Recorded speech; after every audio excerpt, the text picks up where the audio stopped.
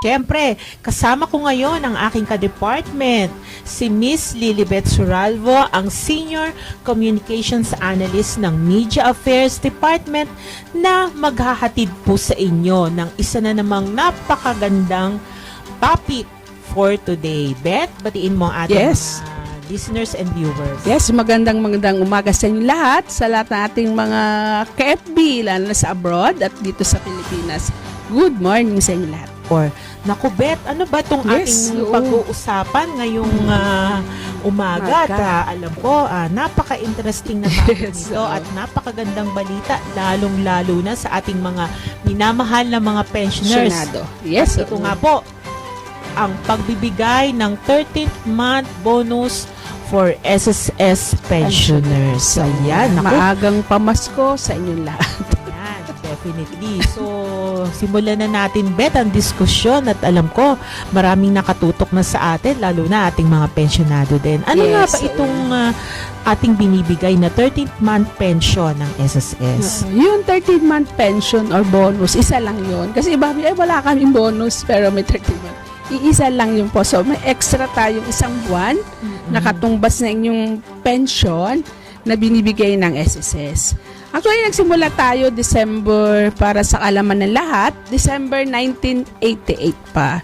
Ito ay pinirma ng ating mga Social Security Commission resolution noong November 10, 1988. Matagal na pala, Oo nga, no? hindi naramdaman. So, matagal nyo nang nare-receive. Ito'y pamaskong handog ng SSS talaga. So, ito kasi di ba, Beth, sinasabay ito doon sa regular benefit o 13th month na nabibigay din sa mga pribadong sektor ng mga empleyado na naging practice na at talagang ito ay understand parang 1975 pa ito pinatupad sa bisa din ng ating mga presidential decree nung time pa ng ating Pangulong Marcos. 13th month. 13th month. At yan nga, sino-sino ba, Beth, ang makakatanggap nitong ating 13th month bonus? Lahat ng pensyonado na ay makaka-receive, kabilang dyan yung ating partial disability, na makatanggap na aprubahan ng 12 months mahigit. Then yung ating mga death survivor, saka yung ating mga retiree pensioner.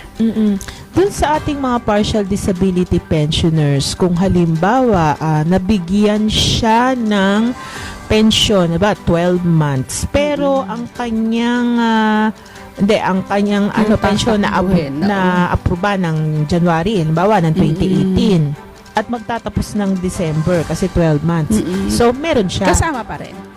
Pero kung halimbawa, yung kanyang partial disability naman na-approve lamang hanggang October, meron pa ba siya? Wala. Yan yung hindi pension. Lump sum lang yan. Kasi kahit bigay ka naman ng June, pero 12 months siya, aabot pa rin yung December niya. Mapapalob pa rin doon sa 12 months. Pero kung hindi talaga umabot sa buwan ng December or less than 12 months, walang matatanggap na 13. So, marami nagtatanong niya kung meron. So, wala. Wala. Ayan po ha. Naku, kasi maraming tumatawag din sa atin na humihingi ng 13th month. So, kung hindi po talaga kayo umabot doon sa required number na 12 months at nasakop yung December, wala po kayong matatanggap. At ayan, itong importanteng ibigay natin na impormasyon.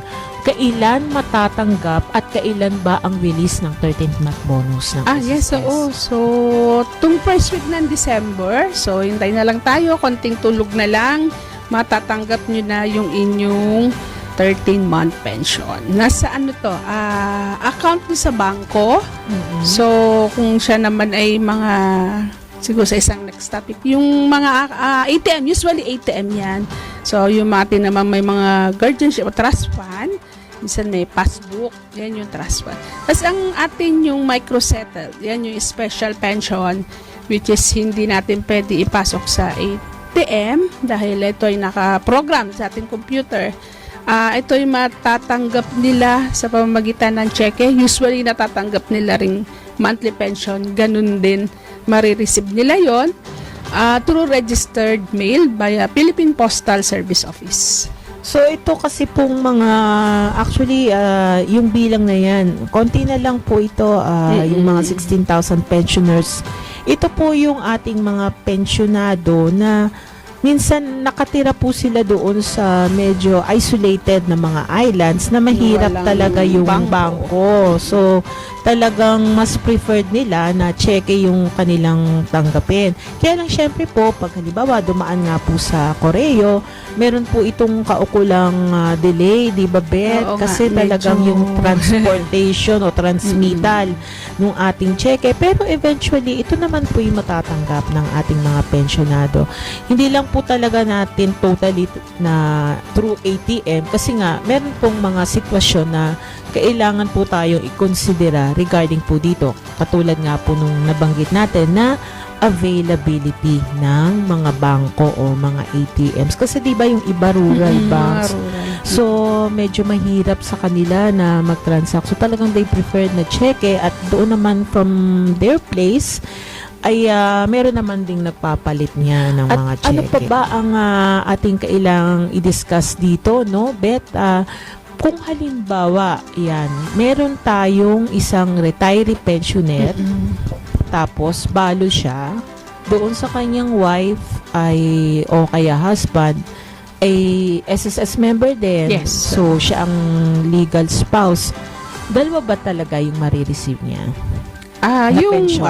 halimbawa, kung siya ay may anak na minor de edad, makakatanggap halimbawa at 250, tapos sa kanya is 224. So, madodoble yung kanyang survivor pensioner, yung byuda o byudo, kakaroon siya ng 2-4. Tapos yung 250 na para dun sa illegitimate or legitimate minor, ay magkakaroon din ng 500. So, ayan, kasama sila doon sa ating binibigyan ng Yung bonus, survivor, no? yes. Yung survivor.